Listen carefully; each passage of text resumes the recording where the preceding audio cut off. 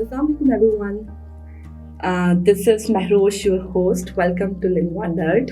This is going to be my first ever podcast, and I am a little bit nervous and excited as well because this is something that I have been waiting for so long, and today I have finally decided to start it over.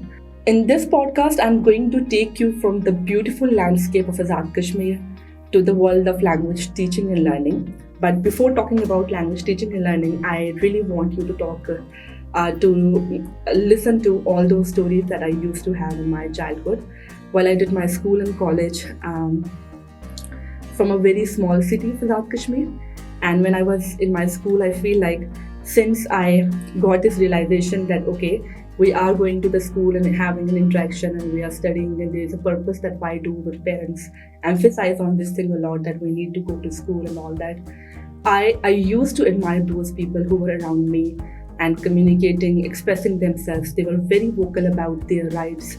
They were very vocal about whatever is happening around them. And I always have this understanding in my mind that this ability might be they have got from NYT, because most of the time I believe that this is the concept that we do have in our society and might be all around the world, that there are the few abilities and specifically communication skills is the one which is innate and people don't have to put a lot of effort in that one.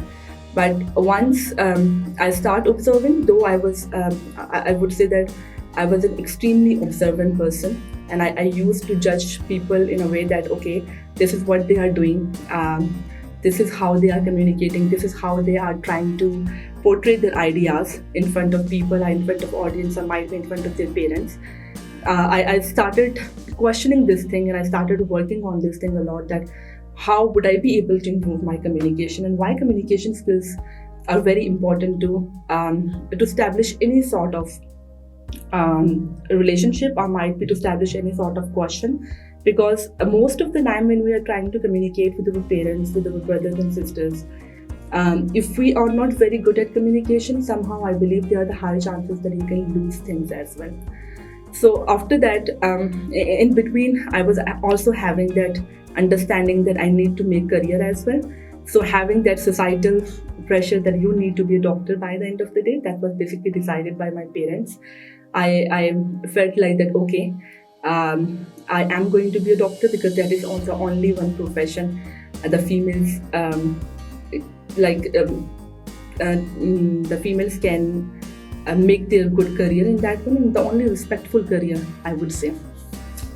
But I believe that after seeing all these things, after listening to a different sort of content or consuming such kind of content, which basically helped me out to get to know that at least I don't want to be a doctor by the end of the day. So I remember that during my college, when I had to decide that which subject I should choose, I really had a very logical conversation with my father.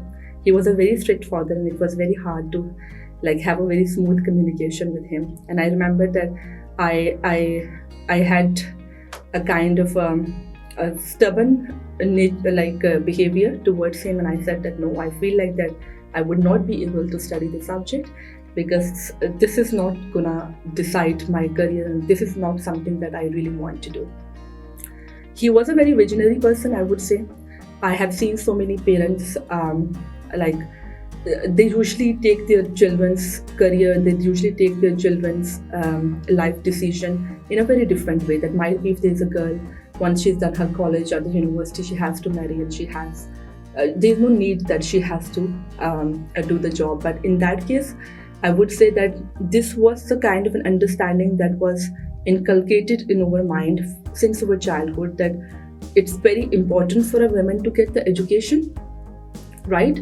And it is very important to grab that concept that how much it is important to be financially stable for a woman, despite whatever the case is. Even if you are going to get married by the end of the day, even if you have somebody in your life who is going to help you out in your life, it's very important to have your own importance and you have to have your own recognition as well. So after that, I did my college. It was somehow tough for me as well, having so many other challenges in that case, because somehow I am a very distractive person as well. It was easy for me to distract from those things uh, for which like I was very passionate about. Once I did my college, I moved to the entirely different city, which is the capital of Pakistan. And again, coming from that area where the exposure was very less, you are into that situation where people are having a very different sort of environment. Their conversations are very different. The way they take life is very different. Then you get to know that, okay, might be you have to put a lot of effort to improve yourself in that case.